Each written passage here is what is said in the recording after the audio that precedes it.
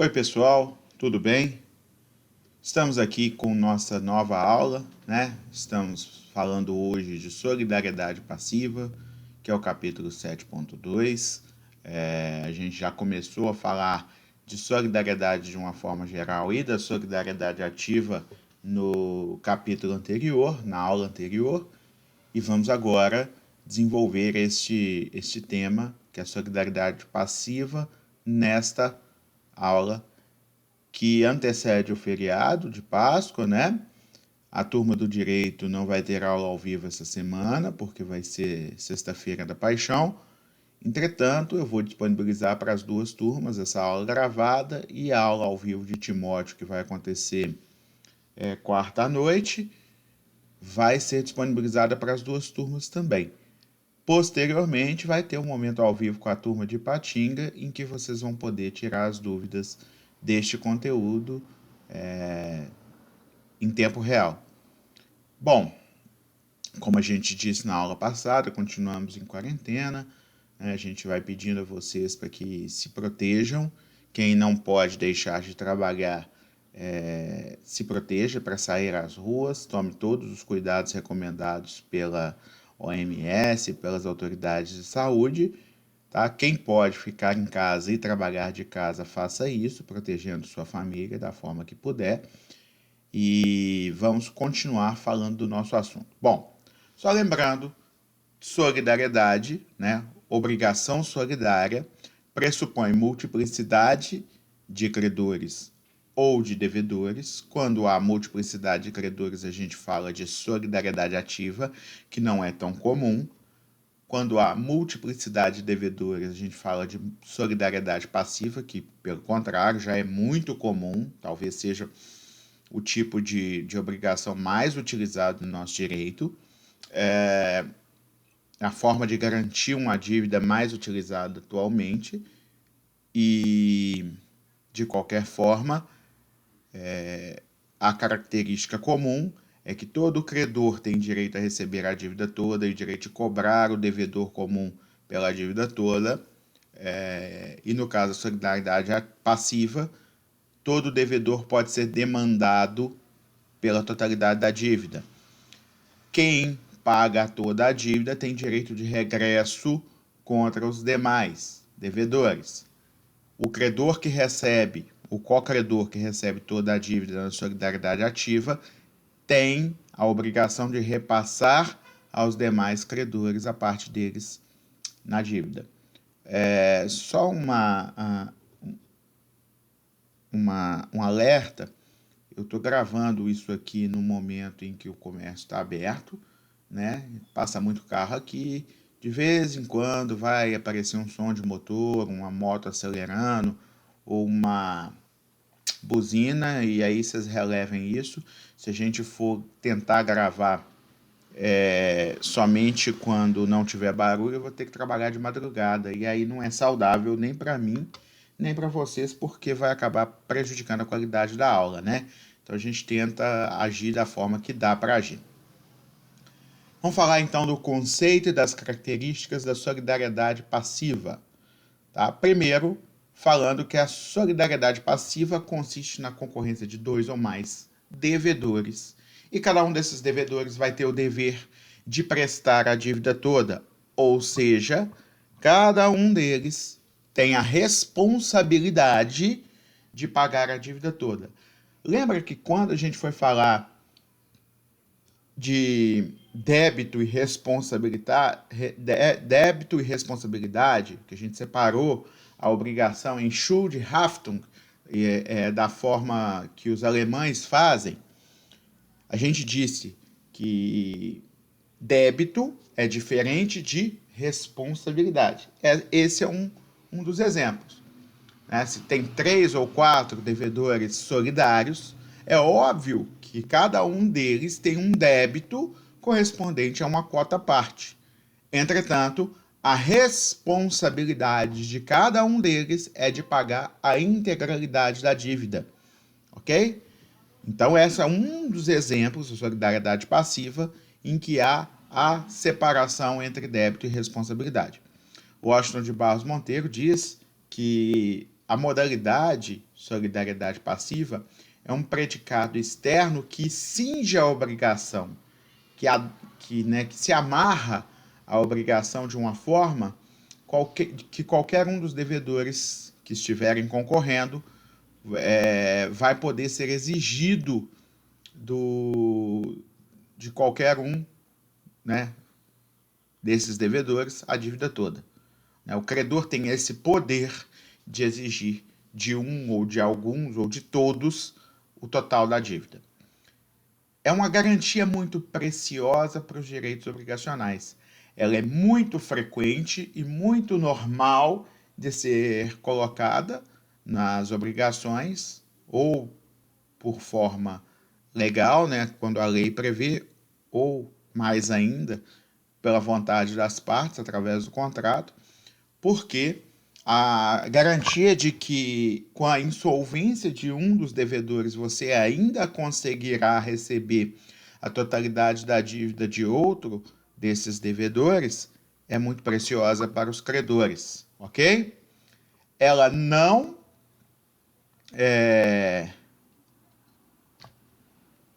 se presume, embora em outros países se adote a presunção da solidariedade. No Brasil, não. Tá bem claro, a gente já até falou disso na aula passada, que a solidariedade não se presume. No Brasil é o contrário, se presume a divisibilidade das obrigações. Então, para que haja solidariedade passiva, é necessário que se aponha no contrato, ou seja, no título constitutivo da obrigação, que aquela obrigação é solidária, tá certo?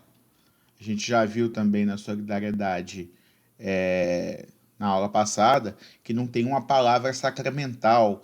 Qualquer forma que foi escrito que dê a entender que todos os devedores respondem pelo todo da dívida ou respondem solidariamente, in solidum, etc., vai ser considerado válido como solidariedade passiva. Desse princípio, ou seja, do princípio de que a solidariedade passiva é uma obrigação com multiplicidade de devedores, na qual o credor pode exigir de todos eles, ou de apenas um, ou de alguns, o pagamento da dívida total, nós temos as seguintes consequências. São 5 aí na tela. Letra A. O credor pode dirigir-se à vontade, ou seja, ele escolhe, contra qualquer dos devedores e pedir toda a prestação. Essa é a primeira característica da solidariedade passiva. Isso está no artigo 275 do Código Civil. B. O devedor escolhido não pode alegar a divisibilidade da prestação, tá?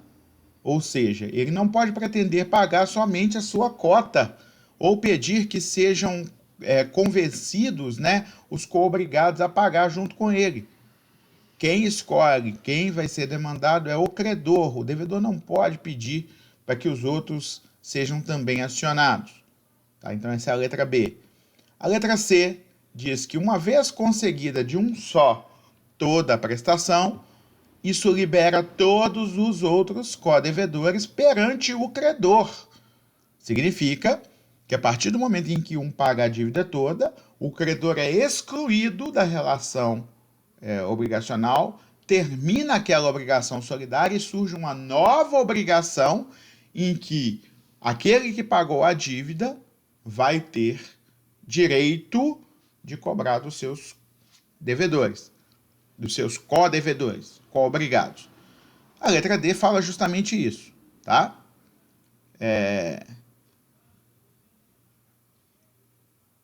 Não, perdão, não é isso que fala a letra D. Isso aí está lá na frente. A gente vai falar isso depois no direito de regresso, tá? Letra D. Assim como o credor pode agir contra um ou contra todos ao mesmo tempo, se ele agiu e não teve resultado contra um ou conseguiu receber apenas parte da dívida, ele ainda tem o direito de cobrar dos outros.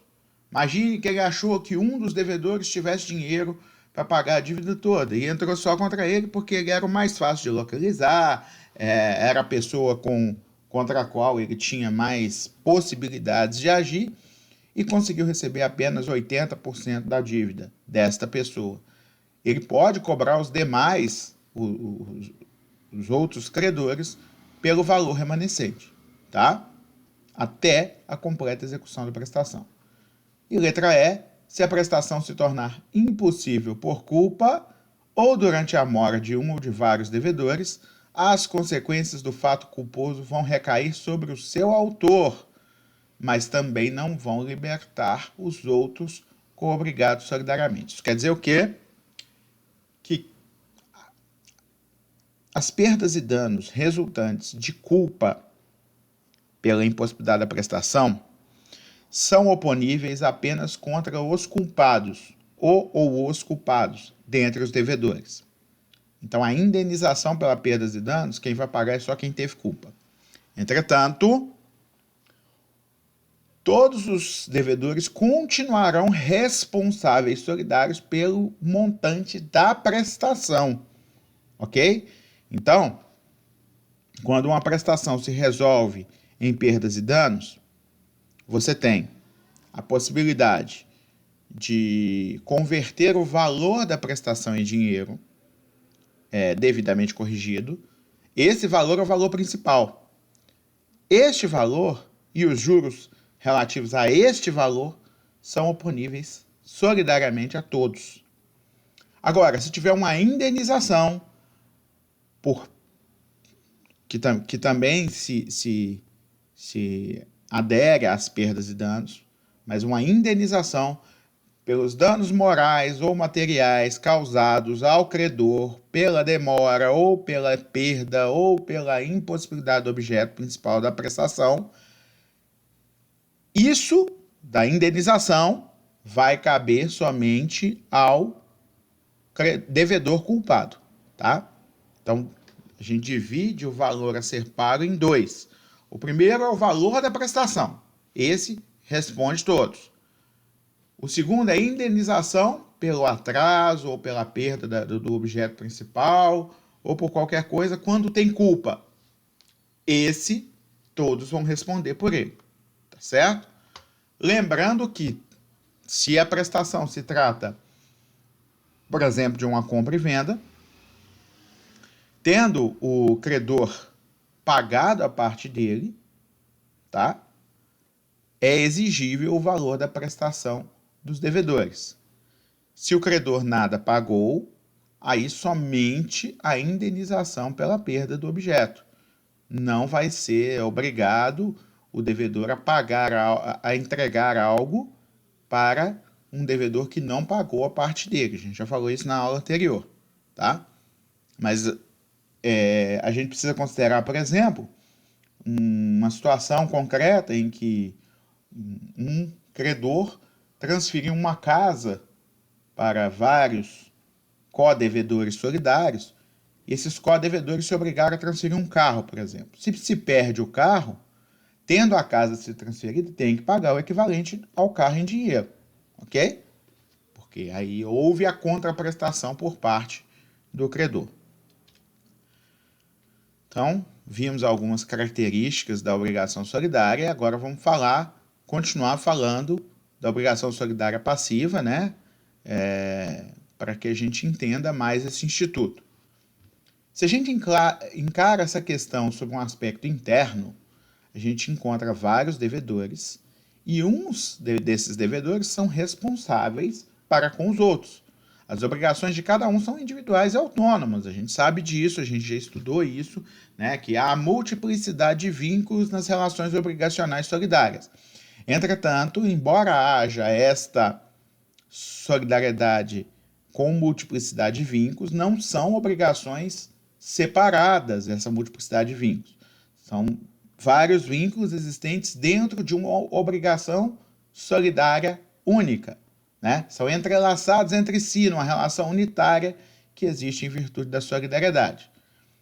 A solidariedade passiva atende ao interesse comum das partes, credores e devedores.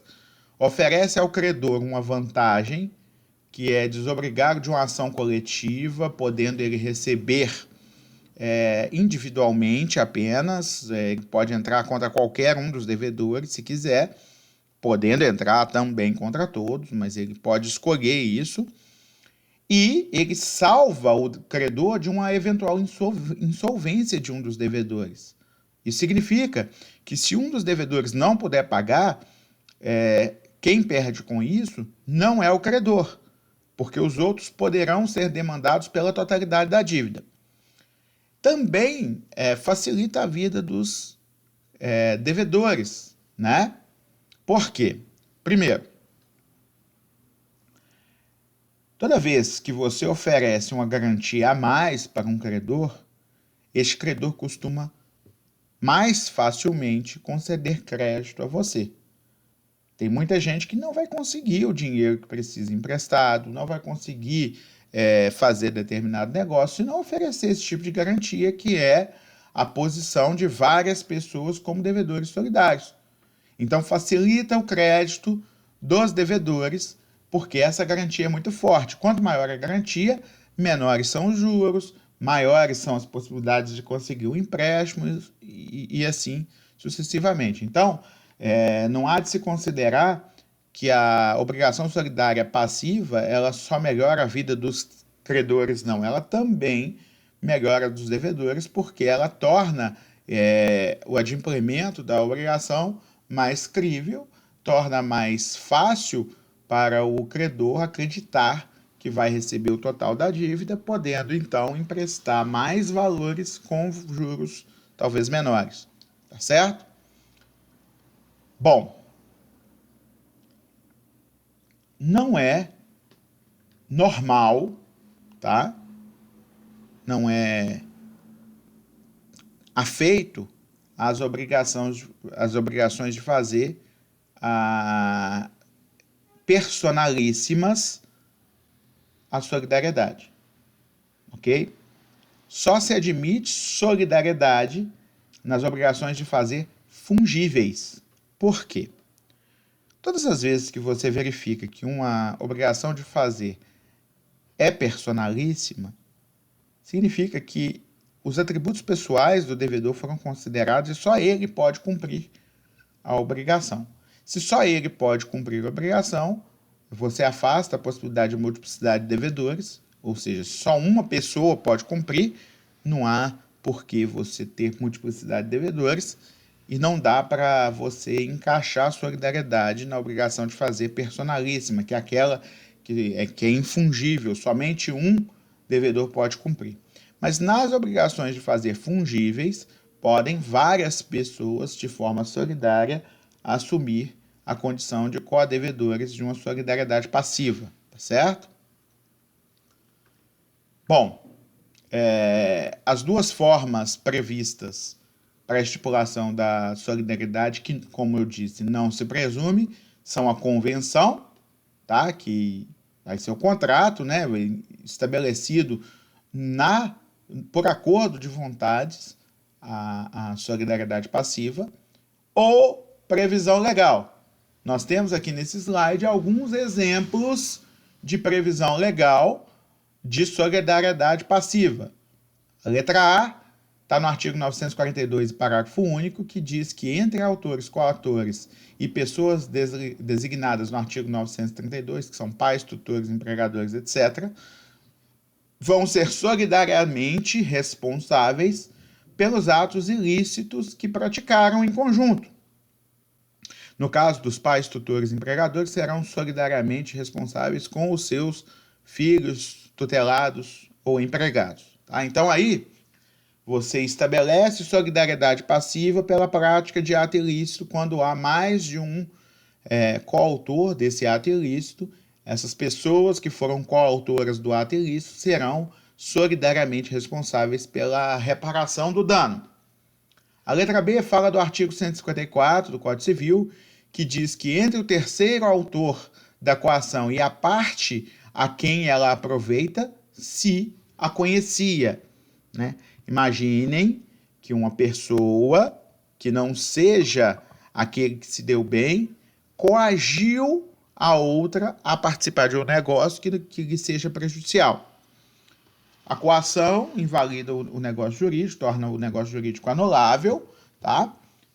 E se a outra parte, embora não tenha coagido, mas ela sabia, a parte que foi beneficiada com a coação, ela sabia da coação, ela vai se tornar solidariamente responsável pela reparação dos danos que esse negócio jurídico causar, tá?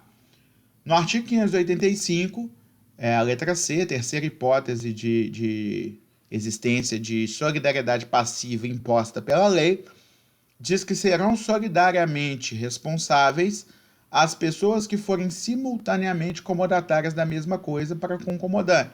Imaginem que Tício empresta uma bicicleta para Mévio e Caio, ok? E Mévio e Caio tornam-se, então, corresponsáveis solidários por devolver a bicicleta para Tício de forma intacta, que ela seja devolvida do mesmo jeito que ela foi emprestada, nas mesmas condições. A letra D, o 828, inciso 2, diz que haverá solidariedade entre o devedor principal e o fiador, se este se obrigou como principal pagador ou como devedor solidário. Lembra que eu falei que o contrato de fiança é acessório e que na fiança há normalmente um benefício de ordem, podendo se cobrar do fiador somente em caso de inadimplência do devedor principal? Isso existe, tá? A menos que o contrário resulte do contrato, certo? Então você imagina um contrato de fiança no qual o fiador assume a posição de devedor principal ou de devedor solidário com o devedor principal. Nessa hipótese, poderá o credor escolher de qual quer receber primeiro e sem precisar respeitar nenhum benefício de ordem. Não se colocando essa cláusula no contrato de fiança, há sim benefício de ordem, tá certo? Então, se o fiador se obrigou como devedor solidário, sim, ele vai ser considerado solidário, vai ter solidariedade passiva. Essa é a principal motivação da diferença que eu falei na aula passada entre solidariedade passiva e fiança, embora se pareçam, mas são diferentes. É porque para o fiador, ou seja, para o contrato de fiança, representar uma solidariedade passiva, isso tem que estar expresso no contrato. Senão não vai ser. Então, normalmente são coisas diferentes que não se combinam, a menos que conste no contrato de fiança que o devedor, que o fiador será considerado como devedor solidário. E o último exemplo aí está na letra E, o artigo 1003 e o seu parágrafo único do Código Civil também, que entre o cedente e o cessionário de cotas de uma sociedade. Aí não está explicando, mas eu explico. Imaginem que uma pessoa, Tício, vende as cotas, a sua participação numa sociedade, por exemplo, limitada, para Mévio, tá? E há uma hipótese de desconsideração da personalidade jurídica. Desculpa pelo barulho, gente. Teve um barulho de um carro aqui. Agora eu vou repetir a última frase. Tício vendeu para Mévio sua participação numa sociedade limitada. Normalmente, os sócios não respondem pelas dívidas da sociedade. Entretanto, houve uma hipótese, que estão no artigo 50 do Código Civil, de desconsideração da responsabilidade jurídica, em que os sócios foram chamados a pagar a dívida da sociedade. Até aí, normal. Quem tem que pagar? Tício, que é o antigo sócio, ou Mévio, que é o novo sócio que entrou? Lembrando que a dívida é anterior, tá? A transferência das cotas. Porque se é posterior, quem comprou é que é o responsável, não tem dúvida nenhuma.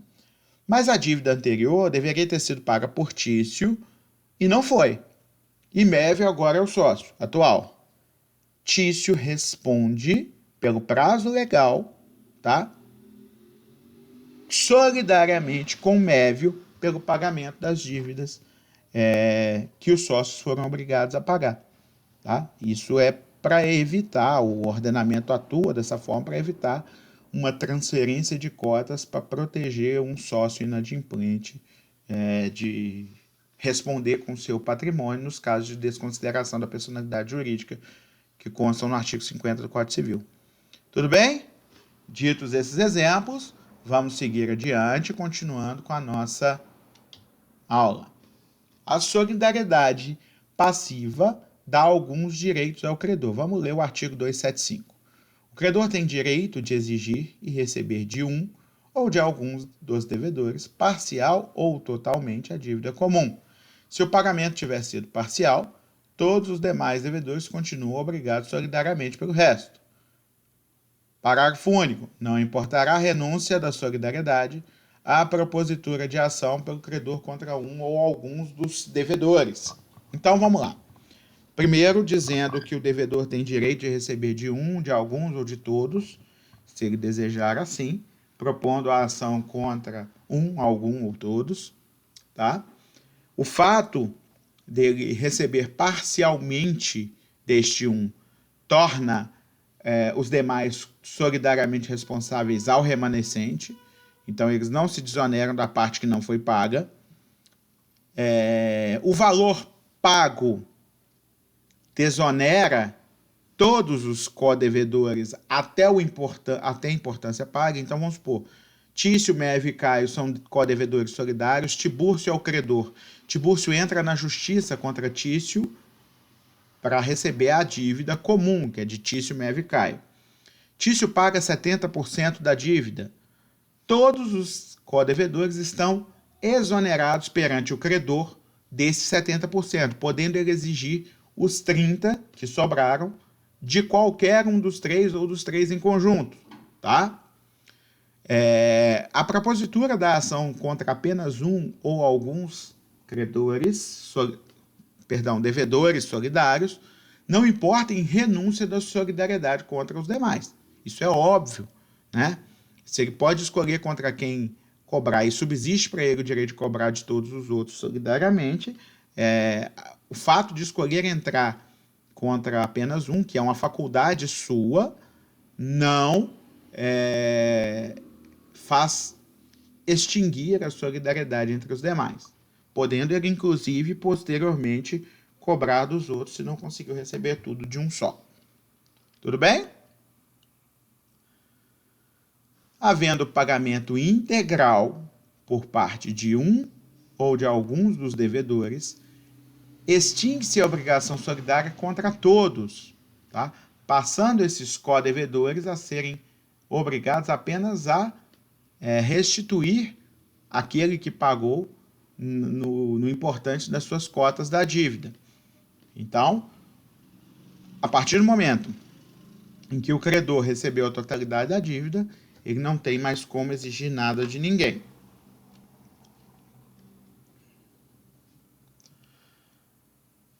Não impede, entretanto, se um dos devedores solidários demandados pela prestação integral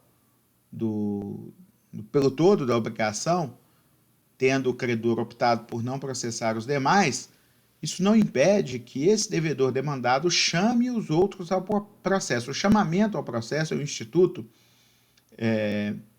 do direito processual civil que permite integrar à lide, ou seja, integrar ao processo outras pessoas que sejam também responsáveis pelo pagamento de um determinado valor.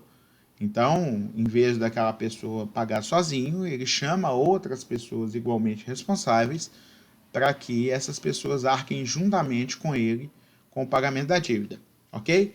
Mas o fato dele não chamar os outros ao processo não impede que ele seja cobrado da dívida toda e não impede que depois ele tenha o direito de regresso contra esses codevedores, tá?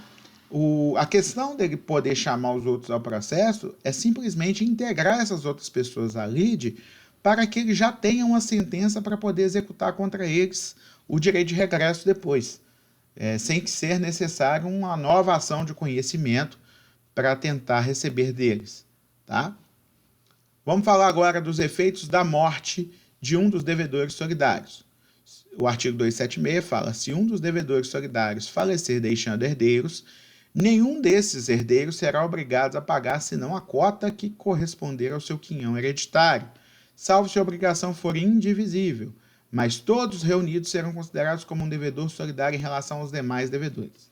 Então vamos explicar o artigo 276 para que ninguém entenda. Primeiro, que nenhum dos herdeiros será obrigado a pagar mais do que herdou, tá? Isso é a inteligência do artigo 1792 do Código Civil, que fala que o herdeiro não responde por encargos superiores às forças da herança, ok? A diferença é que ele tem que provar que aquele valor excedeu ao quinhão, salvo se houver documento ou inventário que escuse e demonstre o valor dos bens herdados em comparação ao valor da dívida. Então, se o valor da dívida for superior ao valor da herança, ele não será obrigado a pagar a totalidade, ok? Isso é porque o código ele não pode ter um conflito com ele mesmo. Este conflito tem que ser resolvido. Como o artigo 1792 é uma norma específica em relação à herança, vai aplicar a norma específica, falando que o herdeiro não responde por encargos superiores às forças da herança. Então, a inteligência do artigo 276 é justamente, né, de que o herdeiro seja obrigado a pagar somente a cota correspondente a seu quinhão hereditário, certo? Então, tudo bem. Morreu o devedor principal, não dá para exigir o todo da dívida de qualquer um dos herdeiros, porque eles não podem ser onerados com valores superiores à herança. Porém, os outros devedores solidários, aqueles que não morreram, continuam solidários em relação ao todo da dívida. O credor pode cobrar a totalidade da dívida de qualquer um deles. E, perante esses devedores solidários, a totalidade dos herdeiros do co-devedor que morreu vai ser considerado como um credor, como um devedor solidário junto com eles. Então vamos supor que Mévio, Tício e Caio são devedores de R$3.000, certo?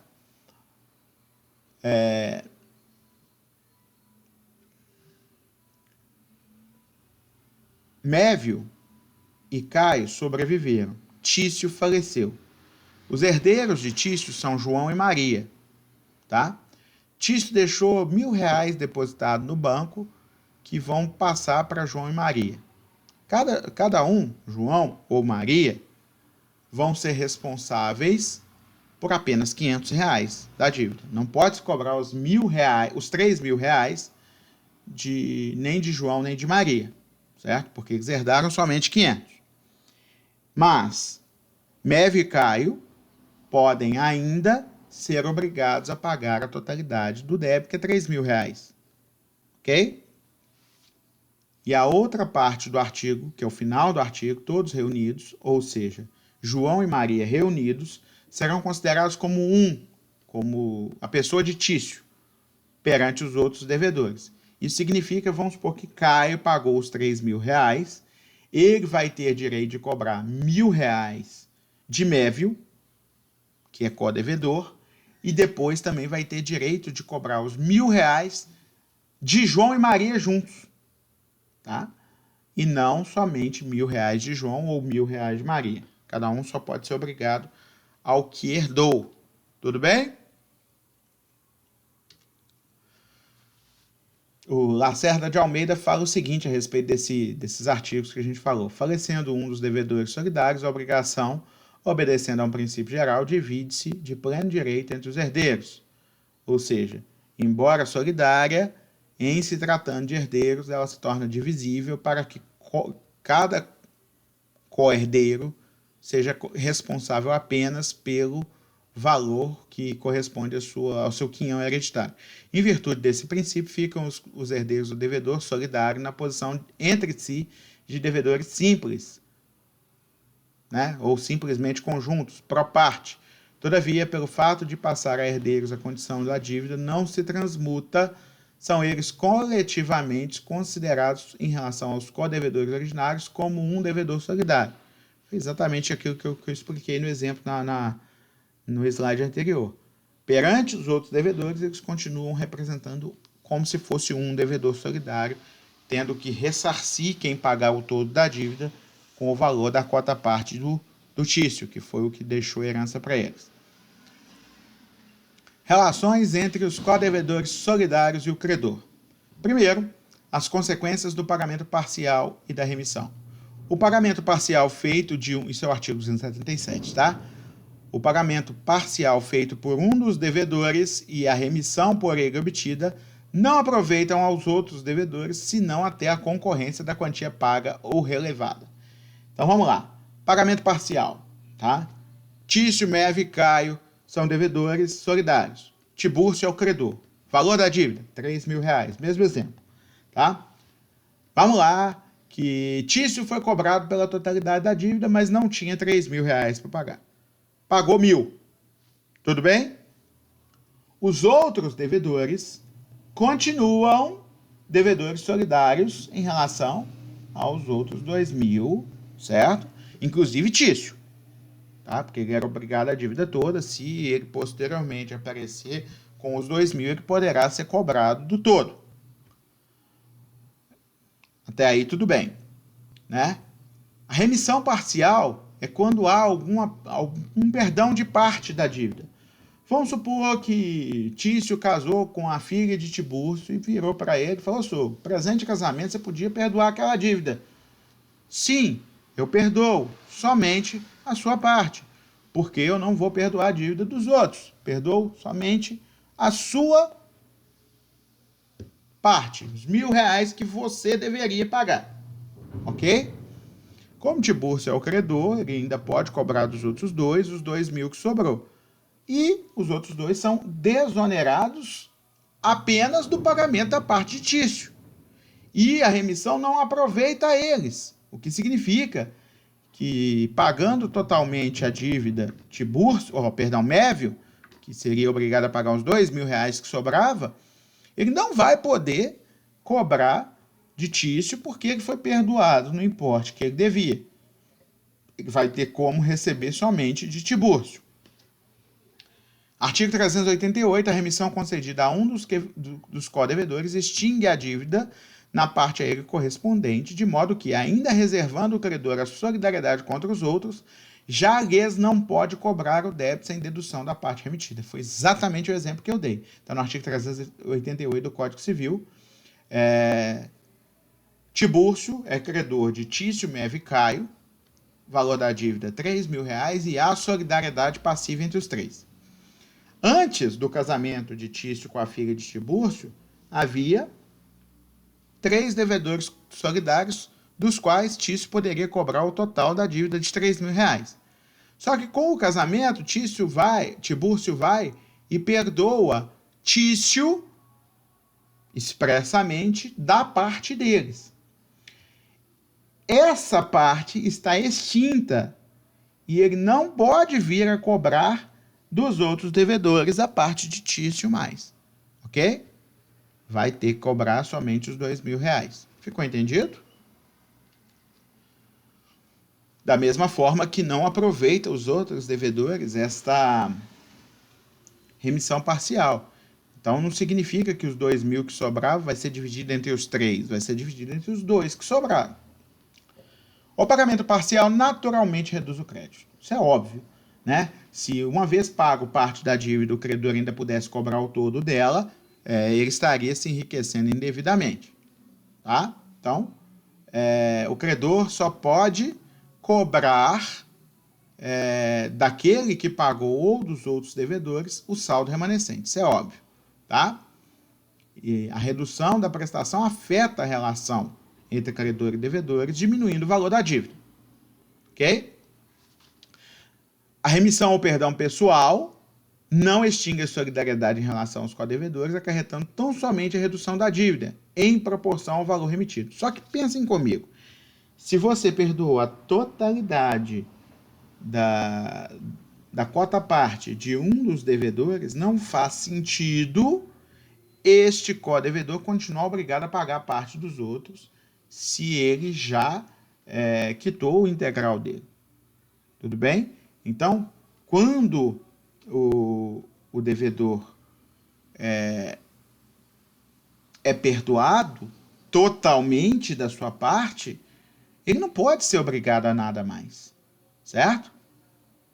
Então, de que adianta eu ser perdoado se eu ainda sou obrigado? Exceto se um dos outros tornar-se insolvente. A insolvência de um dos devedores é igualmente suportada pelos outros. Então vamos dar o mesmo exemplo. Tício, Mévio e Caio são co-devedores, Tibúrcio é o credor. Tício casou com a filha de Tibúrcio e pediu perdão da dívida da parte dele. Tibúrcio falou, vou fazer essa gracinha aí com meu genro. Tá perdoado, Tibúrcio. Dá a ele um documento, ele não pode ser mais cobrado pela parte dele e nem pelo todo da dívida, podendo só Mévio e Caio ser cobrados solidariamente pelos 2.000 que restam. Só que Caio ficou insolvente, entrou com um processo pedindo a sua insolvência civil, falando, eu devo sim, mas eu não tenho como pagar, acabou meu dinheiro e tá aí a minha insolvência, ok? Essa insolvência não prejudica o credor, porque há uma solidariedade passiva. E essa solidariedade implica que o total da dívida pode ser cobrado de qualquer um. A insolvência de um induz ao rateio dessa cota parte do devedor insolvente entre os outros solidários, certo? Então, Mévio poderia ser cobrado pelos R$2.000 que ainda restavam e poderia depois cobrar Tício pelos 500 que foi a parte de Caio que ele pagou por insolvência de Caio. E todos dois, tanto Tício quanto Mévio, se Caio se recuperar financeiramente e depois tiver o dinheiro, podem vir a cobrá-lo em ação de regresso. Tá? Então, a quota parte do devedor insolvente vai ser igualmente rateada entre todos os credores, inclusive aquele remetido, aquele credor cuja quota parte foi perdoada. Tá ok? Bom, cláusula, condição ou obrigação adicional. Estamos aqui nesse artigo 278, diante de uma hipótese de haver um agravamento da obrigação original. Você tem lá um contrato, né, original que estabelece solidariedade entre Tício, Mévio e Caio, e posteriormente há um adendo, um aditivo contratual que piora a condição, aumentando o valor dos juros, instituindo uma multa ou aumentando o valor da dívida, por exemplo, tá? Vamos ler o artigo 278. Qualquer cláusula, condição ou obrigação adicional estipulada entre um dos devedores solidários e o credor não poderá agravar a posição dos outros sem o consentimento deles. Tá? É óbvio que só onera, a gente já falou isso quando a gente falou do direito obrigacional, né? O direito obrigacional ele tem efeitos entre partes e não erga omnes, né? Então, se esse direito obrigacional só tem efeito entre partes, a parte só pode ser prejudicada por aquilo que ela assinou. Ela só pode ser vinculada por um vínculo obrigacional do qual ela participou. Então, se da relação original participaram os 3 co-devedores e do adendo, do agravamento dessa obrigação inicial, só participou um deles, só este um que participou e assinou o adendo é que poderá ser cobrado pelo valor adicionado, certo? A exceção a essa questão de uma consequência mais gravosa, não aproveitar aos co-devedores, está a exceção a essa questão de que somente a obrigação original se transmite aos co-devedores, está no artigo 204, que fala que a interrupção da prescrição por um dos credores solidários aproveita aos outros credores solidários, assim como a interrupção efetuada contra um dos devedores solidários envolve todos os demais e seus herdeiros, né? É uma situação gravosa interromper a prescrição, né? Vocês imaginam aí que um prazo prescricional de uma dívida que era de 5 anos já está em 4 anos e meio. Um dos co-credores resolve entrar com a ação. Todos os outros co-credores serão beneficiados com o fato daquele um credor ter entrado com a ação interrompida prescrição. Da mesma forma, havendo co-devedores, né? Já tem 4 anos e meio que está correndo o prazo prescricional e o credor nada fez ainda. Se este credor entra contra apenas um, interrompe-se o prazo prescricional de todos, tá? Então, normalmente, a condição mais grave não se transmite a quem não assinou, a quem não concordou, exceto no caso da interrupção de prescrição. Por isso que eu listei isso aí como exceção, tá? Então, essa interrupção de prescrição, ela só não vai acontecer em relação aos demais se ocorrer através de novação assinada somente por um, tá? Porque a novação é um novo contrato, é uma nova estipulação, e aí eles têm que estar cientes e têm que assinar juntos, tá? Bom, o credor pode renunciar à solidariedade em favor de um, de alguns ou de todos os devedores. Observem, renunciar à solidariedade não é renunciar à dívida, tá? Aí estamos falando da renúncia de solidariedade, não do valor devido. Eu simplesmente estou renunciando ao direito de cobrar todos em conjunto. Então vamos dar o exemplo de Tício, Mévio e Caio de novo. O Tício, o Mévio e Caio são co-devedores solidários, valor da dívida R$3.000, credor dos três, Tibúrcio, tá?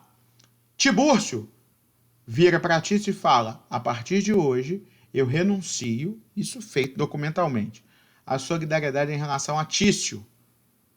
Isso quer dizer o quê? Tício, a partir de então, só será obrigado a pagar R$1.000. Não é obrigado a pagar mais os 3.000, ok?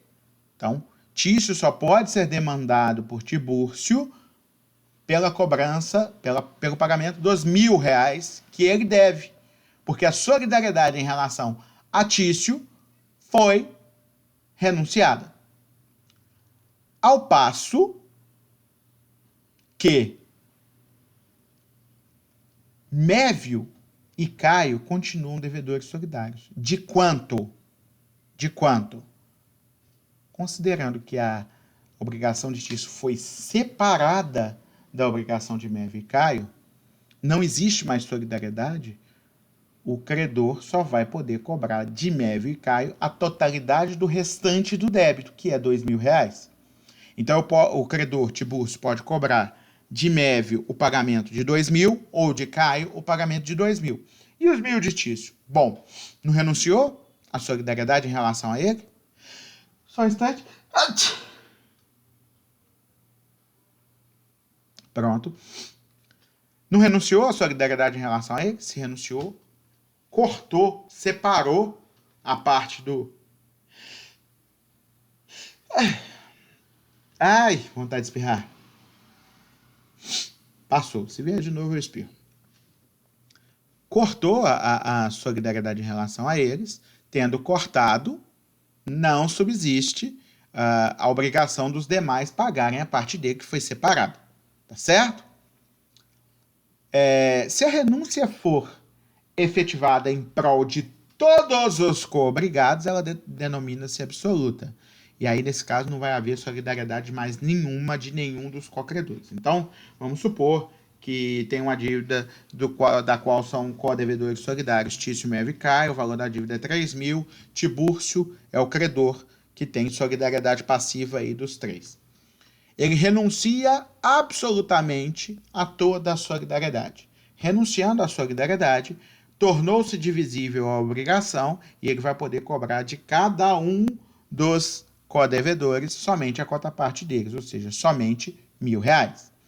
Se ele renuncia relativamente, ou seja, somente em relação a Tício, ele pode cobrar depois somente de Tício R$1.000, que é a cota parte deles, e solidariamente, ou seja, a solidariedade permanece em relação aos outros dois, ele pode cobrar R$2.000 de qualquer um dos dois, né? obviamente dando àquele que pagar os 2.000 o direito de receber em regresso os R$ 1.000 que pagou pelo outro, tá certo? Então, a renúncia pode ser absoluta, aproveitando a todos, ou relativa, aproveitando apenas um dos co-devedores. Lembrando que renúncia da solidariedade não é renúncia do recebimento do débito, não é renúncia do direito de receber, não é renúncia do crédito, é renúncia apenas da solidariedade entre os devedores. Ok? Bom, duas consequências, letra A e letra B, da renúncia relativa da solidariedade, ou seja, somente em relação a um ou alguns dos co-devedores. Os contemplados continuam devedores, eu acabei de falar isso, porém, não mais da totalidade, senão da sua cota-parte do débito. B.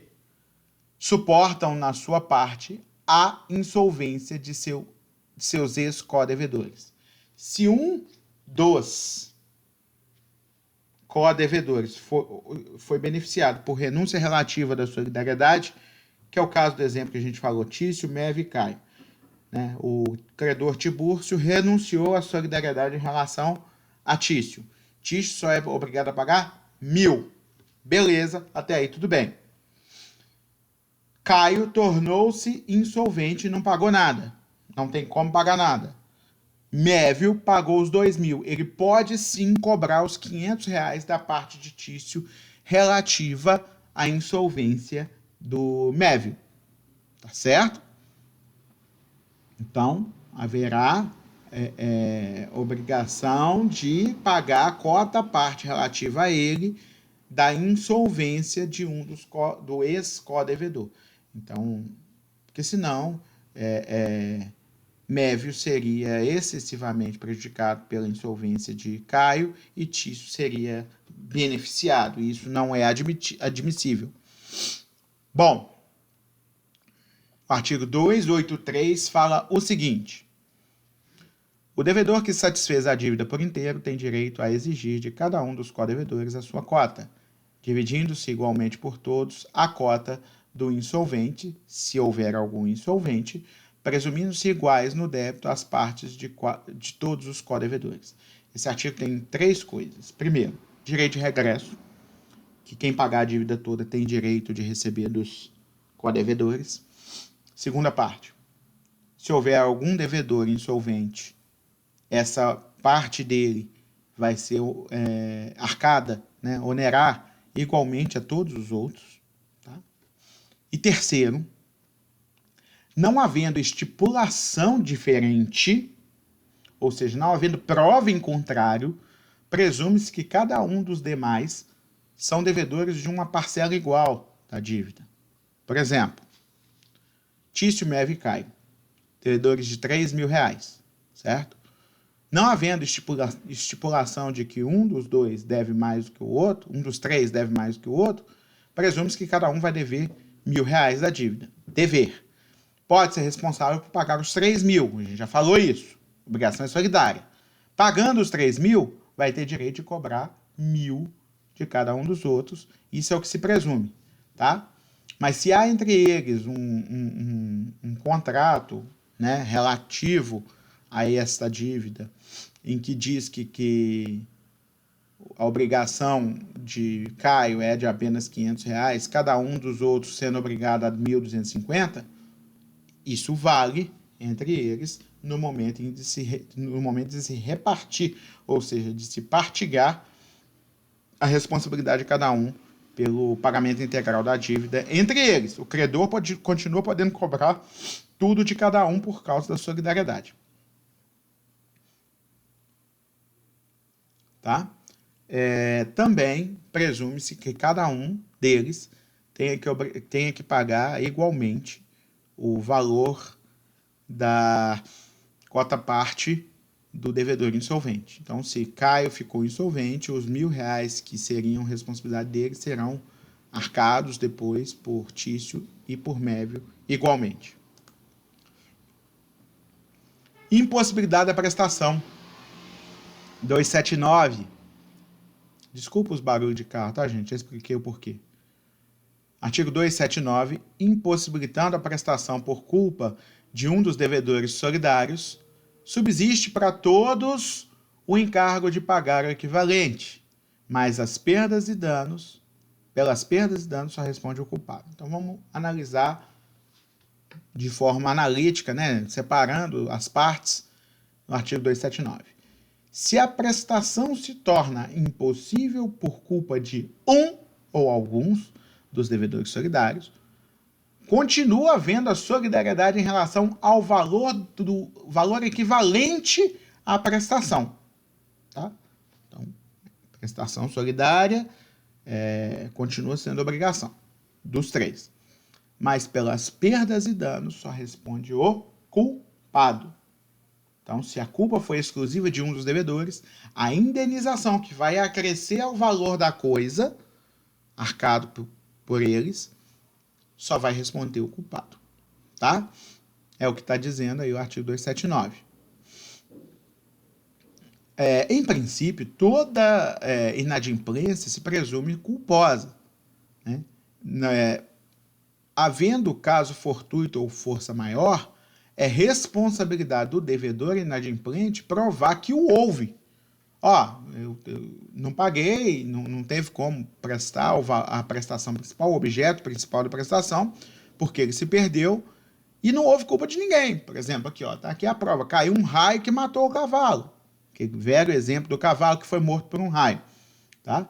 Então, o raio é um evento da natureza. Não houve culpa de ninguém, não houve maus tratos, não houve ninguém deixou de alimentar, ele não foi deixado fora do local que foi recomendado, né? O raio matou o cavalo. Não tem culpa de ninguém aqui. Não havendo culpa de ninguém, eles só vão responder pelo valor do cavalo, né? Se eles já tiverem recebido por ele, ou se a obrigação for de restituir, e eles não vão ser obrigados por perdas e danos. Tá? Tanto o caso fortuito quanto a força maior rompem o nexo de causalidade. Por que eles são obrigados a pagar o valor do cavalo se o cavalo morreu sem culpa deles? Depende da relação. Tá? Como eu disse, a relação é de restituir res perit domino, e aí eles não vão ser obrigados a pagar nada. Tá? Se não houve culpa, não há o que indenizar. Agora, se é, por exemplo, uma troca, né? Estou trocando um carro por um cavalo, o carro já foi entregue, o cavalo morreu antes de ser entregue, eles vão ter que pagar o valor correspondente ao cavalo se quiserem ficar com o carro. Simples assim, né? Porque senão eles vão enriquecer ilicitamente. Eles não podem ficar com o carro e não entregar o valor do cavalo. E se houver culpa, além de entregar o valor do cavalo, eles respondem por eventual dano, indenizando o credor. O devedor não responde, artigo 393, por prejuízos resultantes de caso fortuito ou coisa maior, ou força maior, se expressamente não se houver por eles responsabilizado. O artigo 393 abre a possibilidade de, embora ele não seja, a princípio, responsável pelo caso fortuito ou pela força maior, de uma obrigação como se fosse uma garantia, né? Olha, eu garanto que se houver perda do objeto por caso fortuito ou força maior, eu vou te indenizar pela ocorrência deles. De forma que você pode fazer contrato tranquilamente comigo, porque mesmo se a coisa se perder, você vai receber não só o valor da coisa, mas como também a indenização pela perda do objeto, mesmo se eu não tiver culpa. Tá? É possível, então, se comprometer pelo pagamento de indenização. Então, ele não responde pelo prejuízo, exceto se ele se obrigou a isso. Artigo 393 do Código Civil. O artigo 106 fala da impossibilidade inicial do objeto, que é a impossibilidade enquanto se constitui a obrigação, que ela não invalida o negócio jurídico, se ela for relativa, ou se ela terminar, cessar, antes de realizar a condição, ou antes de realizar o termo, ou antes da data do vencimento. Por exemplo, eu me obrigo a entregar um cavalo que não é meu, tá? 3 co-devedores se obrigam solidariamente a entregar um cavalo que não lhes pertence. Tício, Meve e Caio têm essa obrigação. A princípio, a prestação é impossível, porque aquele cavalo é uma coisa certa e não pertence a nenhum dos 3, tá? Porém, eles ainda podem adquirir aquele cavalo antes da data do vencimento da obrigação ou antes da condição suspensiva se realizar. E eles, adquirindo o cavalo antes do vencimento da obrigação, eles tornam a obrigação possível. Então, essa impossibilidade inicial não invalida o negócio jurídico se ela cessou antes da data do cumprimento. É a inteligência do artigo 106. Ok? Lembra que eu falei que no artigo 104, uma das condições de validade do negócio jurídico é a possibilidade jurídica? Você obrigar por alguma coisa que você não tem, torna aquela coisa impossível juridicamente ser entregue, certo? Mas você pode adquirir essa coisa antes do vencimento da obrigação, e adquirindo essa coisa, isso supra essa falta de legalidade inicial, ou perdão, essa impossibilidade inicial do objeto. Bom, lógico que o artigo 279, ele trata da impossibilidade da prestação contraída pelos devedores solidários, sendo apenas um deles culpado. Essa solução apresentada sugere algumas situações. 3 pessoas tomaram um animal emprestado, tá? Tornando-se solidariamente responsáveis pela devolução do animal. O animal falece em decorrência de um raio, que é força maior, antes de qualquer um dos comodatários estar em mora. Todos estão liberados, pois tal fenômeno foi da natureza, foi inevitável e afasta a responsabilidade dos devedores. Aí não vai haver nem a obrigação de restituir, tá certo? Agora, se a morte do animal ocorre com culpa de todos os codevedores, falta de tratamento, falta de alimentação, né, maus tratos, etc., tá? Ou depois da mora, depois que o devedor constituiu, que o credor constituiu esses co-devedores em mora, eles respondem em conjunto pelas consequências da culpa. Primeiro, havendo culpa comum dos 3, todos vão ser obrigados à indenização pelas perdas e danos, né, pelos prejuízos, além da indenização pelo valor do animal. Então, além do valor do animal, vai ser obrigado a indenizar se outros prejuízos à falta do animal causar, por exemplo, lucros cessantes ao dono do animal, quando a produção da fazenda deste credor depender de um animal cuja tração é responsável por puxar o arado. Exemplo, tá? Esse animal é o animal que ele usava para arar a sua terra, e a falta do animal fez com que ele não conseguisse plantar, e ele não conseguindo plantar, ele teve prejuízo. Isso vai ser arcado também pelos co-devedores, porque a culpa deles gerou esse prejuízo. Ok? Bom, essa é a primeira hipótese de culpa comum dos co-devedores. Se houver culpa individual de um deles, só ele responde pela indenização, todos respondendo, porém, pela devolução do valor, né? E aí, entre eles, vai vigorar o princípio de que o culpado vai indenizar na totalidade. Se todos forem constituídos em mora, eles vão responder em conjunto pelas consequências da culpa. Eu já expliquei na aula passada o que é mora. É um instituto jurídico em que o credor notifica os devedores de que a obrigação se encontra vencida e que a partir daquela data eles estão em atraso com o cumprimento da obrigação, passando a partir daí a incidir juros, a contar o prazo prescricional e outras consequências, tá? Como, por exemplo, responderem por culpa se a prestação se tornar impossível, mesmo por força maior, tá? Essa perpetuação da obrigação que ocorre em virtude... Gente, desculpa, tem alguém ouvindo funk alto ali embaixo, tá? Infelizmente, as pessoas ainda não entenderam que a gente está numa situação de solidariedade uns com os outros. Eu vou esperar um pouquinho para ver se ele passa, se ele vai embora. Foi, graças a Deus. Tá? Então, a perpetuação da obrigação causada pela mora dos co-devedores obriga a esses co-devedores a suportar os riscos. Aí, não mais res perit domino, certo? A coisa não perece mais para o dono, passa a perecer para os devedores em mora, certo? Então, se a obrigação é de restituir, por exemplo, né, antes da mora, sem culpa, ou seja, por caso fortuito ou força maior, o devedor não seria obrigado a indenizar o credor pelo perecimento da coisa, porque a coisa pereceu para o dono. Até aí tudo bem. Agora, a partir do momento que eles estão em mora, a coisa não era mais para estar com eles, era para já ter sido devolvida para o credor, e a partir do momento em que eles tinham que ter devolvido e não devolveram, os riscos passam a correr por conta deles. Exceto, e isso é a parte final do artigo 399 que está aí citado, eu vou ler todo e vou ressaltar a parte final. O devedor em mora responde pela impossibilidade da prestação, embora essa impossibilidade resulte de caso fortuito ou de força maior, se eles ocorrerem durante o atraso.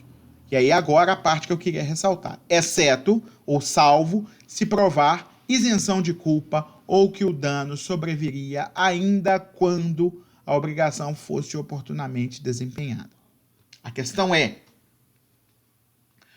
o cavalo morreu, certo?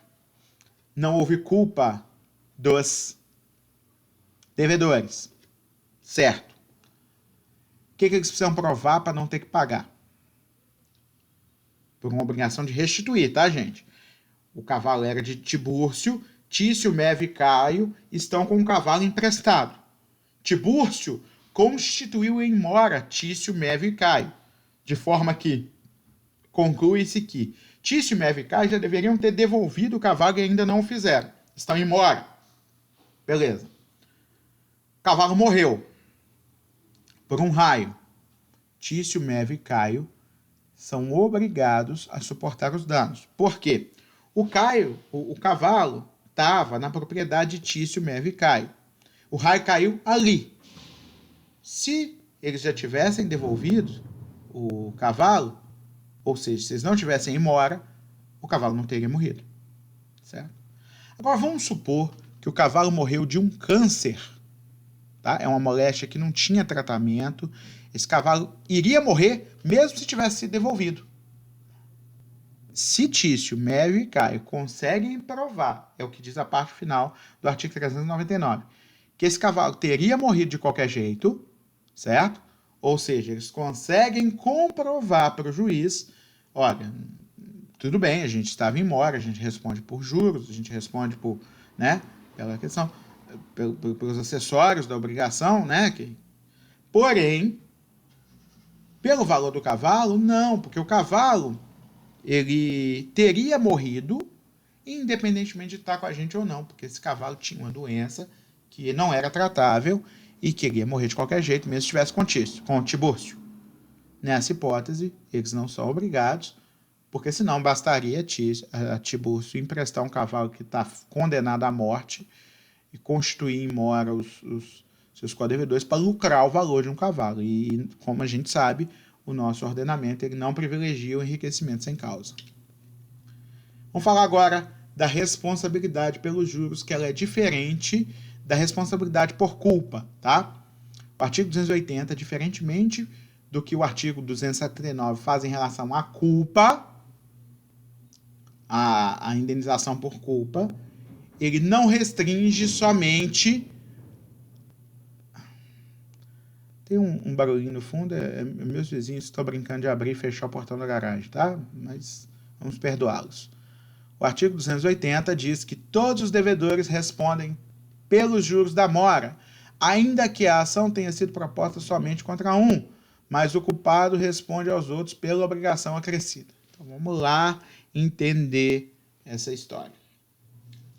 O que entende o artigo 280 é o seguinte: Juros é consequência da mora. Todos os credores estão em mora. Os efeitos da mora se transmitem a todos os devedores. Dito isso, juros aderem ao principal. Não são obrigações diferentes. Igual acontece com a indenização pela culpa. Tá? A indenização pela culpa ela ocorre única e exclusivamente por causa da culpa, que é situação pessoal. Tá?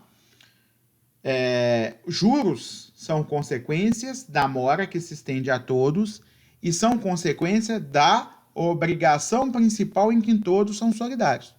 Por isso, pelos juros respondem todos os codevedores solidários. Tá? Se for esse retardamento culposo que gerou a mora imputável a só um, os codevedores no direito de regresso poderão se voltar contra esse um e cobrar dele o acréscimo. Exemplo, tá? Tício, Mévio e Caio são codevedores de uma obrigação solidária. Tá? Tício vira para Mévio e Caio e fala, olha, gente, Tiburcio me ligou e falou que vai vir aqui receber a obrigação amanhã. Então, vocês já transfiram para minha conta a parte de vocês para eu pagar o valor integral. Pode isso, tá, gente? Não tem problema, não. O fato de Tiburcio poder cobrar só de um, por exemplo, só de Tício, não limita o fato dos outros poderem transferir para Tício a sua cota parte, para que Tício tenha que arcar somente com a parte dele, pagando tudo. Tá? A questão da possibilidade de cobrar tudo de um só, ela é só relativa ao credor. Os outros podem antecipadamente pagar a parte deles, isso não tem problema nenhum. O que eu estou querendo dizer é o seguinte: o valor da dívida é 3 mil, Mévio transfere 1.000 para a conta de Tício e Caio também faz a mesma coisa, transfere 1.000 para a conta de Tício.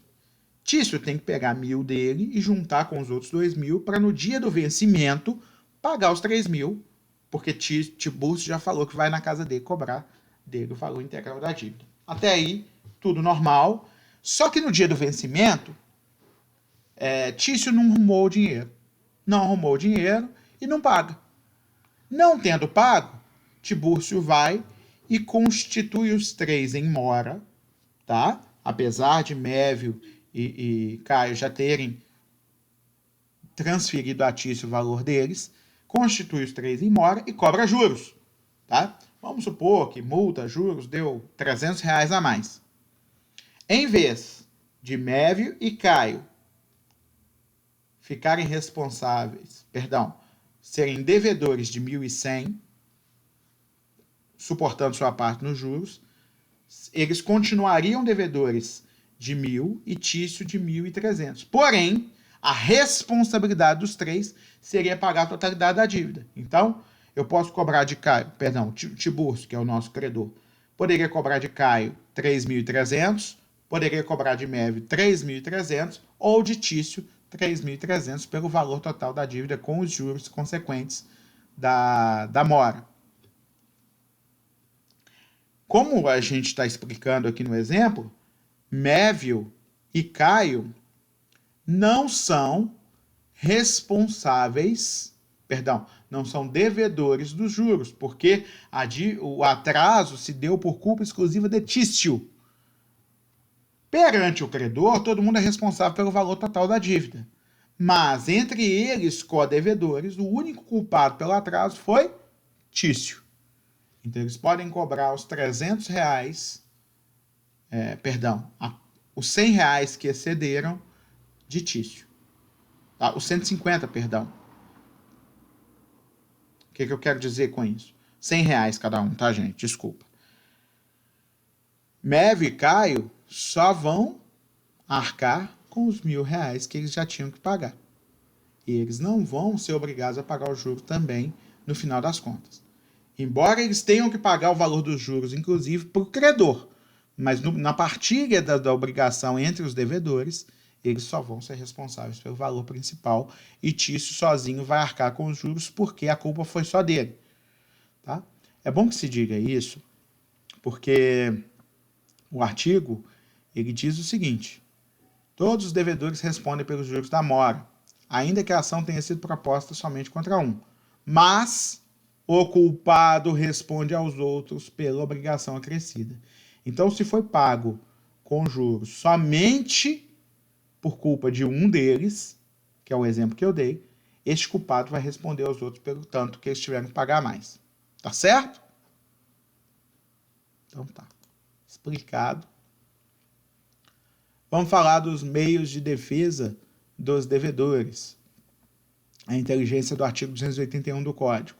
O devedor demandado pode opor ao credor as exceções que lhe forem pessoais e aquelas exceções que são comuns a todos os devedores, não lhe aproveitando as exceções pessoais de outro co-devedor. Tá. Primeiro, que isso tem exata correspondência ao dispositivo semelhante da solidariedade ativa, né, falando que cada credor só é oponível às exceções pessoais a ele, né, havendo mais de um credor e havendo exceções pessoais, o devedor só pode opor a cada credor as exceções pessoais. Aqui é a mesma coisa, só que em vez de haver muitos credores, há muitos devedores, e cada devedor tem uma exceção pessoal, cada devedor só pode opor ao credor comum a exceção pessoal que diz respeito, que aproveita a ele, devedor, ou aquelas exceções que são comuns a todos. Exceções são defesas, tá? Tipos de defesas propriamente ditas que o devedor acionado pode alegar contra o credor, tá? Bom, qualquer devedor pode opor a defesa que tiver contra a obrigação como um todo. Essa defesa que existe contra a obrigação, de uma forma geral, ela é oponível por qualquer um dos devedores. Só que, se o devedor tiver uma exceção pessoal, por exemplo, eu estava em erro no momento que eu contraí essa obrigação. Espera aí. Erro é uma exceção pessoal, tá certo? Beleza. Se o Tício alega que estava em erro, mas Mévio e Caio não estavam em erro, sabiam exatamente o que estavam fazendo, não tinha engano nenhum aí, eles sabiam exatamente o que estavam, onde estavam entrando, Mévio e Caio não podem alegar o erro de Tício. Simples assim. Como o erro é uma exceção pessoal, caso o Tício tenha assinado a obrigação em erro, o Tício só pode alegar o seu erro se ele, Tício, for demandado. Os outros demandados não podem alegar essa exceção pessoal de Tício, certo? Bom, são exceções pessoais aquelas que não atingem nem contaminam o vínculo de demais devedores, dos demais. A gente já disse que na obrigação solidária há multiplicidade de vínculos e cada vínculo obriga cada um dos devedores pelo débito integral, pelo valor integral da dívida, havendo apenas uma obrigação principal, que é a solidária, mas havendo vínculos individuais, tá? Então, aí ele dá, inclusive, o exemplo do próprio erro, tá?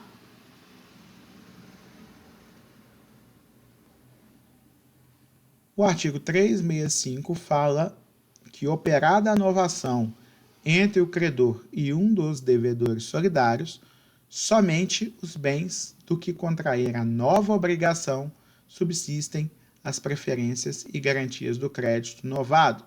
Os outros ficam por esse fato exonerados. Vamos lá. A gente está dizendo aqui, eu já até falei disso antes, que ocorrendo novação entre o credor e apenas um dos devedores solidários, as consequências mais graves desta novação só atingem ao devedor que a assinou, certo? Não atingindo aos demais co-devedores solidários que vão ficar por esse fato exonerados. Exemplo, tá? É uma dívida com garantias pessoais. O que é dívida com garantia pessoal? O credor ele só tem direito a atacar o patrimônio dos codevedores, sendo esse patrimônio somente o patrimônio penhorável, tá? Os bens penhoráveis desses codevedores. Só que aí, querendo mais garantia, ele vai atrás de um dos devedores, por exemplo, Tício. Tibúrcio vai atrás de Tício e vira para ele e fala assim: ó, eu quero uma garantia real. Garantia real é aquela constituída sobre um bem, impondo a esse bem um direito real de garantia em favor de outra pessoa. Por exemplo, a hipoteca de um imóvel, tá? A hipoteca do imóvel de Tício só onera Tício, tá? O fato de Tício comprometer-se a constituir hipoteca sobre um imóvel seu em uma novação que só ele assinou, não obriga os demais devedores que não assinaram essa novação a constituir hipoteca sobre seus imóveis pessoais também, certo?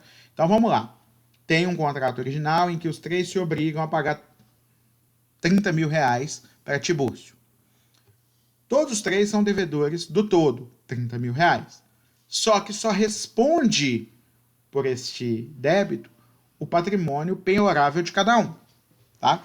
Por exemplo, vocês já viram lá no estudo de bens que não é penhorável o bem de família.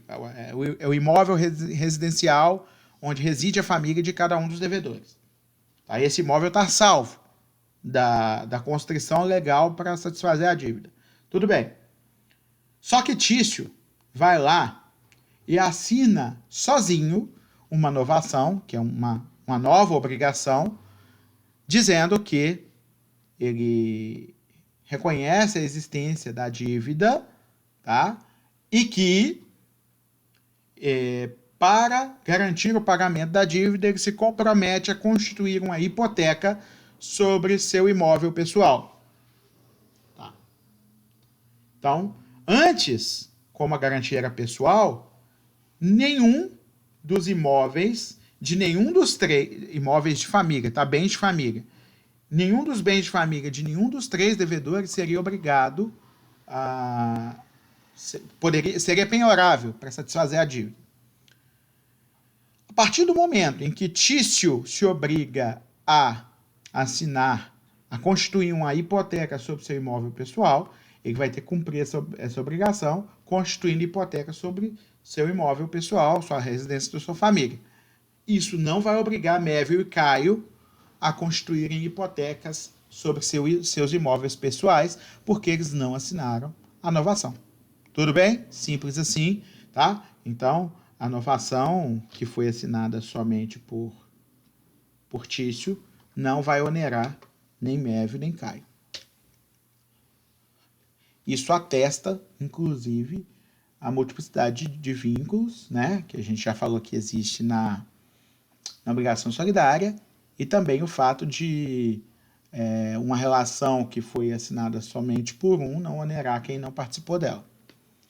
O artigo 844 do Código Civil fala que a transação, da mesma forma que a novação não afeta os demais, a transação feita por um vai prejudicar nem aproveitar aqueles que não assinaram, ainda que diga respeito à coisa indivisível. Só que o parágrafo 2º e parágrafo 3º fala o seguinte: se entre um dos credores solidários e o devedor feita uma transação, vai extinguir a obrigação deste para os outros credores. Tá? Então, se o credor solidário tem vários credores, um deles faz um acordo com o devedor, os outros credores não podem ir lá e cobrar, passando a ser aquele credor que assinou o acordo responsável por ressarcir os demais na quota parte deles. Se entre um dos devedores solidários, parágrafo 3º, e o seu credor, então, por exemplo, 3 devedores solidários, Tício, Mévio e Caio. Tício faz um acordo com o credor, em que a dívida fica extinta por esse acordo. Vai extinguir a relação em relação aos codevedores. Então, um acordo entre os codevedores solidários, perdão, um dos codevedores solidários, só Tício, e o credor, que é Tibúrcio, que beneficie os outros, vai ser aplicável aos outros. Agora, se esse acordo prejudica os outros, constituindo, por exemplo, uma novação, não vai atingir os outros, tá? Então, essa é a inteligência. Então, se Tício consegue um acordo que melhora a situação de todo mundo, os outros são atingidos por isso. Por exemplo, se Tício conseguir um acordo que extingue a dívida por inteiro, vai extinguir também contra os outros, não podendo Tibúrcio, que é o credor, cobrar depois a dívida em relação aos codevedores.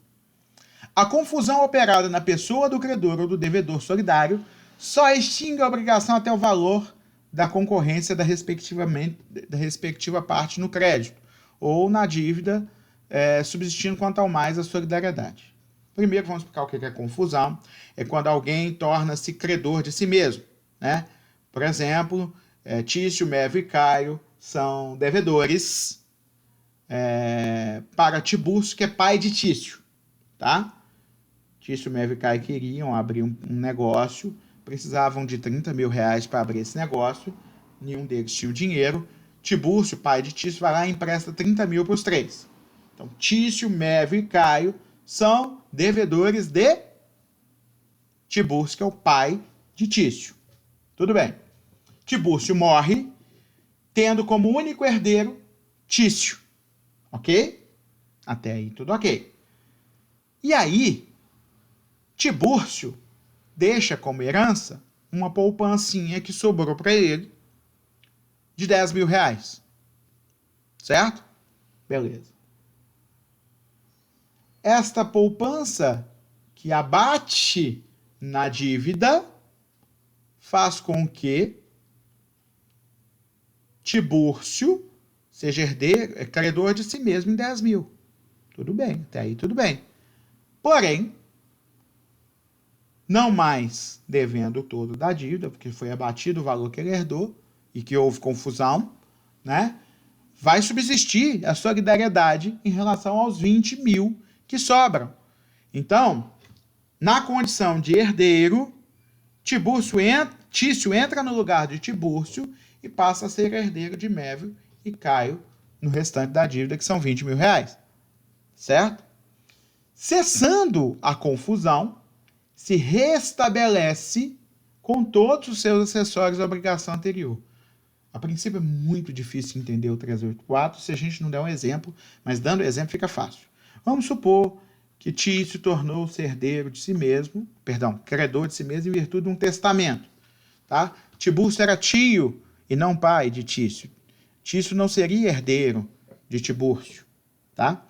Só que aí Tibúrcio vai lá e, por testamento, concede a Tício parte da herança. Certo? Ocorre que os herdeiros de Tibúrcio, que são os filhos do Tibúrcio, primos de Tício, vão lá e entram com a ação para anular o testamento. Se essa ação for procedente e anular o testamento, cessa essa confusão, Tibúrcio deixa de ser credor de si mesmo e volta a ser devedor dos herdeiros de Tibúrcio, estabelecendo-se em tudo a obrigação anterior, ok? Porque foi anulado o testamento que dava ao Tício, a condição de herdeiro, de credor de si mesmo. Tá? Então cessou a confusão, acabou essa confusão que havia antes. Vamos falar agora da relação entre os codevedores, entre si, tá? Dos codevedores entre eles.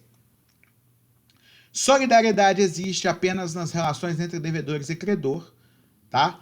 Uma vez paga a dívida por um deles, vai haver várias relações entre os próprios codevedores e essas relações são divisíveis. A solidariedade não se transfere ao codevedor que pagar a dívida toda. Aí ele passa a ser credor dos demais de forma divisível, podendo cobrar de cada um apenas a cota-parte dele. Tá? Então, Tício, Mévio e Caio são codevedores. R$3.000 é o valor da dívida. Tício pagou os 3.000, ele não tem direito de cobrar 2.000 de Caio, nem 2.000 de Mévio. Ele vai ter direito de cobrar 1.000 de cada um. Ok? O direito de regresso, a gente já falou, né? Que é o direito que o credor tem de cobrar dos co-devedores o valor correspondente à quota-parte deles na dívida, caso este devedor pague o total da dívida, tá? Presume-se que a quota-parte de todos seja igual, mas nada impede que essas quota-partes sejam desiguais, existindo, por exemplo, um contrato entre eles que diz que do total da dívida de 30.000, Tício é responsável pelo pagamento de 20.000, enquanto os outros são responsáveis apenas pelo pagamento de 5.000, certo? Então, na hora de ratear a dívida entre eles, o Tício só vai poder, se ele pagar os 30, ele só vai poder cobrar 5.000 de cada um, porque existe algo que prova que não há entre eles uma responsabilidade equivalente, um débito equivalente do valor total. Eu estou diferenciando a responsabilidade de débito, porque eu disse que, a princípio, todos têm responsabilidade de pagar o todo da dívida, mas pagando o todo da dívida, cada um vai poder cobrar dos co-devedores apenas o que eles deviam de forma individual. Se um dos devedores for insolvente, a gente já falou isso, todos os outros vão suportar igualmente a quota-parte desse devedor insolvente, tá? O acerto entre os co-devedores, se não for feito voluntariamente, e pode ser feito voluntariamente, não precisa entrar na justiça para cobrar, se eles pagarem voluntariamente, não tem essa necessidade, mas se eles não pagarem, a parte deles, o devedor que pagou o todo vai ter que entrar com ação regressiva, né? Ou actio de in reverso, tá? Em latim. São pressupostos dessa ação de regresso. Primeiro, que o devedor tenha satisfeito a dívida, né? Aquele devedor que se tornou credor dos demais, ele não pode cobrar deles, a parte deles, se ele não tiver pago a dívida anteriormente a essa ação. Que o devedor tenha satisfeito a dívida por inteiro, embora seja controversa esta questão. Por quê? Se Tício, Mévio e Caio são devedores de 3.000, demandado, Tício pagou 2.500 porque só tinha 2.500. Tendo Mévio pagado os outros 500, Tício vai poder cobrar a parte que ele não pagou, mesmo ele não tendo pago por inteiro, tá? Isso após o vencimento, né? Então, vencida a obrigação, né? Já resolvida a obrigação, já paga por inteiro, mesmo que não tenha sido paga por inteiro, apenas por Tício, ele vai poder cobrar, inclusive, de Mévio, que pagou os outros 500, os 500 que falta pagar, tá? Então, esse requisito B, ele só é obrigatório, né, se ele tiver sido pago integralmente, enquanto a dívida ainda não era vencida, exigível dos demais. Então, se ele pagou tudo, quando ocorrer o vencimento da dívida, ele vai poder cobrar de todo mundo o valor integral que cabia a cada um pagar, né? Ou seja, somente a quota-parte de cada um. Se ele pagou apenas parte, a partilha vai ser feita da mesma forma, colocando as partes em situação equitativa em relação ao débito que assumiram. 285. Se a dívida solidária interessar exclusivamente a um deles, este devedor responderá por toda ela para com aquele que pagar. Vamos dar um exemplo, tá? A precisa de um empréstimo para abrir um negócio ou fazer uma colheita na sua propriedade rural. O banco exige 2 avalistas, tá?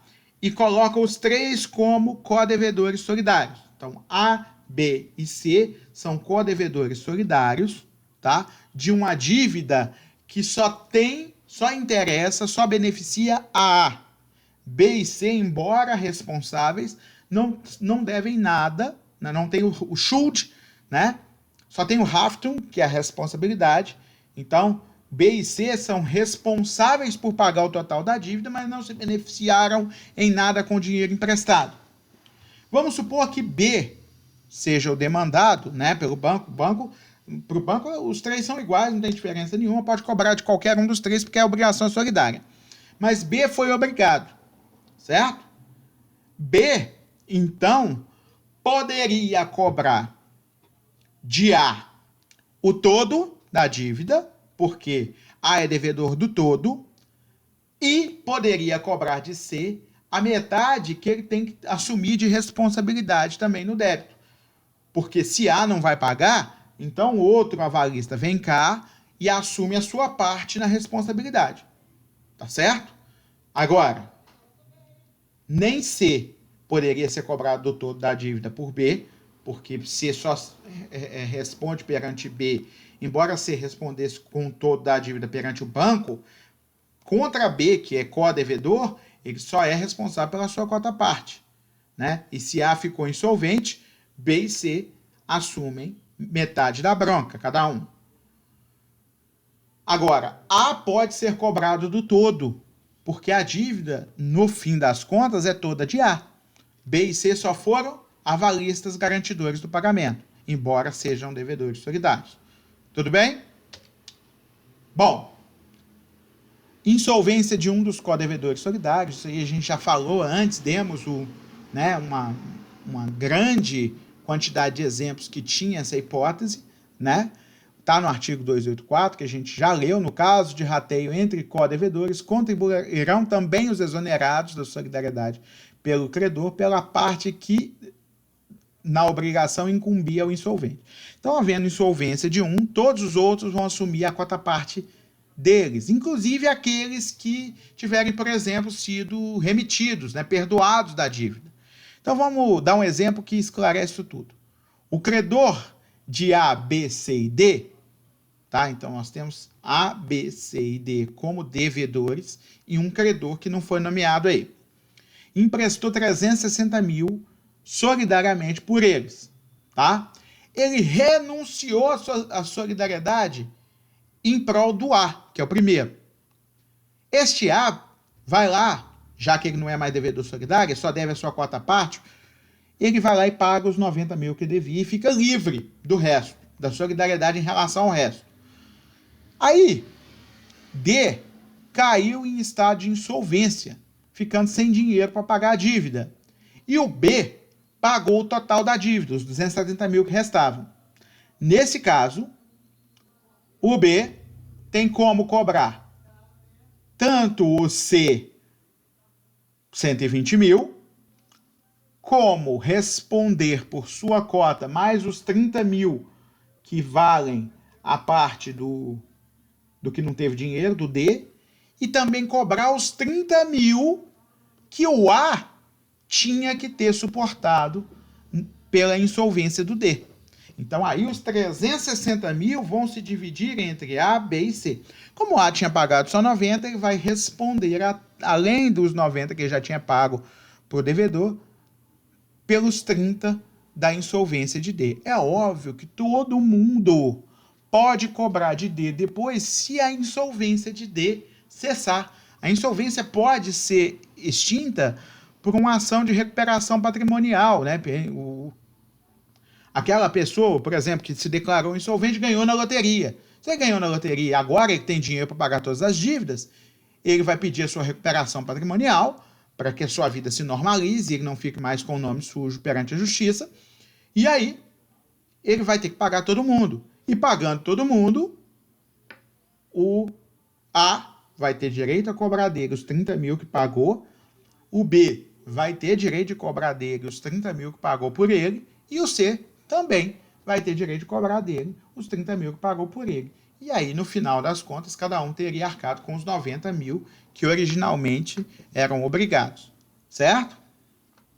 Então, isso aí é só uma hipótese, um exemplo bem complexo, né? Para a gente mostrar que, inclusive, aquele devedor cuja solidariedade foi renunciada, ele fica responsável por assumir a cota-parte da parte do insolvente. Tudo bem? Bom, pessoal, falamos aqui de solidariedade ativa e passiva. Eu falei também que eu ia falar sobre solidariedade mista. O que eu quero que vocês entendam é que a solidariedade mista é apenas uma mistura entre solidariedade ativa e solidariedade passiva. Então, a solidariedade mista são aplicadas tanto as regras da solidariedade ativa no que diz respeito aos cocredores, quanto as regras da solidariedade passiva no que diz respeito aos codevedores. Por isso que eu não incluí slides a mais aí para falar de solidariedade mista, porque solidariedade mista, na verdade, ela não é prevista na lei, ela é só uma mistura entre as duas, certo? Havendo co-credores e co-devedores, todos eles unidos por solidariedade ativa e solidariedade passiva, em relação aos co-credores, aplicam as regras que a gente falou na solidariedade ativa e em relação aos co-devedores, aplicam as regras que a gente falou na solidariedade passiva. Então, solidariedade mista é quando houver solidariedade ativa e passiva. Tudo bem? De novo, recados do coração, tá? Continuem estudando, assistindo às aulas gravadas, comparecendo ao momento ao vivo para assistir às aulas ao vivo, porque é ali que a gente faz a revisão desse material que foi enviado gravado e tira as dúvidas e conversa com vocês a respeito disso. E o ideal é que vocês assistam antes, mas se não der tempo de assistir antes, não tem problema, vai no ao vivo, aprende lá com aquela passada que a gente dá em cima do conteúdo para depois estudar mais aprofundadamente posterior, né? E não deixem para assistir todos os vídeos na semana da prova. Lembrem-se que é muitas horas de conteúdo e o estudo ele vai acabar dificultando, tornando-se mais difícil para cada um que for estudar depois. Outra dica, vocês estão assistindo a minha aula agora, gravada, e posteriormente vão ter oportunidade de rever essa aula, porque eu estou deixando tudo no meu canal do YouTube lá e estou linkando lá no portal acadêmico para que vocês possam acessar essas aulas quando quiserem. A questão é, o YouTube permite você assistir com velocidade aumentada. Então, se você quer assistir todos os vídeos novamente na semana da prova, porque você já assistiu antes, você já aprendeu e quer só lembrar, é possível. Eu falo um pouco devagar, então é possível você aumentar a velocidade da minha voz nas configurações de exibição do vídeo e assistir com velocidade de 1,5 ou 2 vezes, né, até duplicar a velocidade que passa o vídeo. Isso torna mais possível assistir vários vídeos um após o outro. Mas não façam isso da primeira vez que vocês forem ouvir a aula, porque isso vai prejudicar o entendimento de vocês, tá certo? É só na hora da revisão. E dá para entender o que é dito, tá? A voz não fica distorcida nem nada. Tá bom? Galera, muito prazer, muito obrigado por terem assistido a aula, tá? A gente se encontra nos horários de aula, ao vivo. Estarei lá sempre esperando vocês. Lembrando que feriado não vai haver aula para a turma cuja aula caiu no dia do feriado, tá ok?